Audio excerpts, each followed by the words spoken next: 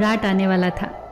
सम्राट के दरबारी ये खबर लेकर गांव में पहुंचे और उनसे कहा कि सम्राट आने वाला है, सारी तैयारियां अच्छे से कर लेना, कुछ खास लोगों को भी तैयार कर लेना। उन सबको सम्राट के सामने दरबार में पेश करना है। लोग बहुत खुश हुए कि सम्राट से मिलेंगे। उस गांव में एक फकीर भी रहता था। लोग उसे बहुत मानते थे, मानते क्या पूजते थे उसे। लोगों ने कहा कि हमारा फकीर भी जाएगा। फकीर ने बहुत कहा कि मुझे इस दुनियादारी की बातों से क्या लेना देना, ना ही मुझे ये तौर तरीके मालूम, न ये शिष्टाचार मालूम। मेरी तो अपनी एक अलग ही दुनिया है। पर लोग मानने को तैयार नहीं थे। आपको तो जाना ही पड़ेगा, बल्कि आपको तो हमारा प्रतिनिधि बन के खड़ा होना होगा। हम आपको सिखाएंगे, सारे उत्तर बताएंगे।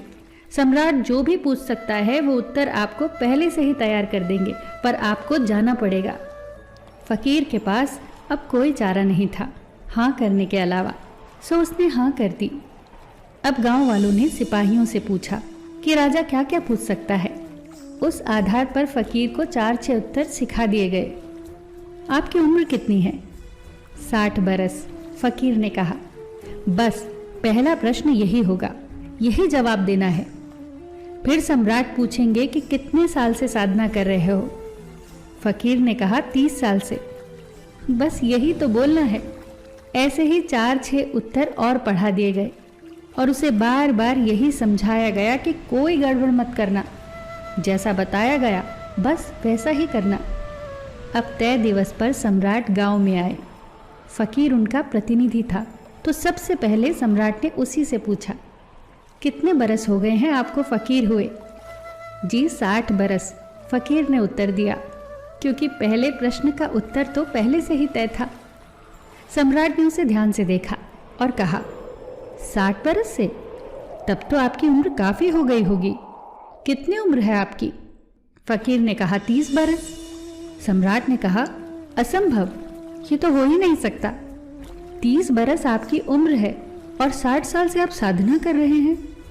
या तो आप पागल हैं या मैं पागल हूं। हम दोनों पागल हैं, फकीर ने यह उत्तर दिया। सम्राट ने क्रोधित होकर कहा, क्या मतलब है तुम्हारा? तुम मुझे पागल कहते हो? फकीर ने कहा, निश्चित रूप से, क्योंकि आप गलत सवाल पूछ रहे हैं और मुझे गलत जवाब देने पड़ रहे हैं, क्योंकि सारे उत्तर पहले से ही तैयार हैं।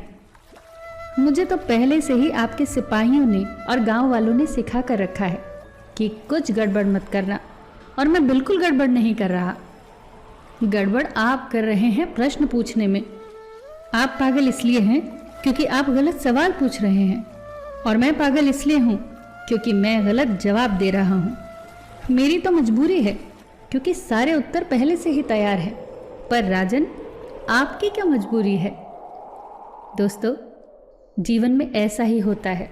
जब हम जैसे हैं वैसे ना रहकर दूसरों के हिसाब से चलते हैं या दूसरों की तरह बनना चाहते हैं। जैसे होना वैसे ही रहना। किसी को देखकर, किसी के दबाव में आकर बदलने की कोशिश मत करना, क्योंकि हर किसी का अपना एक मूल स्वभाव होता है। इसीलिए तो कहते हैं कि अपने आप की खोज करो, स्वयं को पहचानो। उस साधु को तो पता था कि मैं क्या हूँ, पर जब समाज ने अपने स्वार्थ के लिए उसे बदलना चाहा, तो देखो अंत कैसा हुआ। अपनी मूल प्रवृत्ति को पहचानो, अपनी पसंद अपनी नापसंद को पहचानो। आप कहाँ सहज हैं, कहाँ असहज हैं, उसे पहचानो। आपके शौक क्या है वो पहचानो। कुल मिलाकर अपने अंदर की यात्रा करो, अपने भीतर उतरो। किसी और को देखकर उसके जैसे बनने का प्रयास कभी मत करो। वो 2-4 दिन का खेल होगा। आखिर में ना आपको उससे सुख मिलेगा, ना संतोष मिलेगा।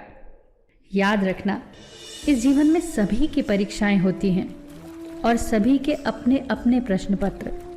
आपके प्रश्नों के सारे उत्तर आप ही के भीतर मौजूद हैं, पर गड़बड़ पता है कहाँ होती है? जब हम दूसरों के उत्तर की नकल करते हैं। तो फिर सही उत्तर के लिए उतर जाओ अपने भीतर और अपने प्रश्नों के उत्तर खुद तैयार करो।